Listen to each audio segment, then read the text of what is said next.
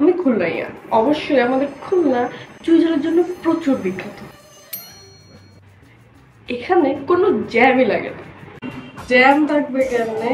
এখানে এক একজন এক একজনের গ্যালারি ধরা খাবে।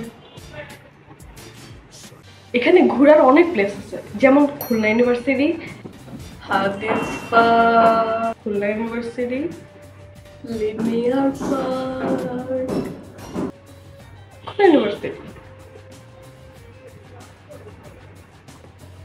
আরো আছে। আর এখানে অনেক শান্তি শান্তি, একটুও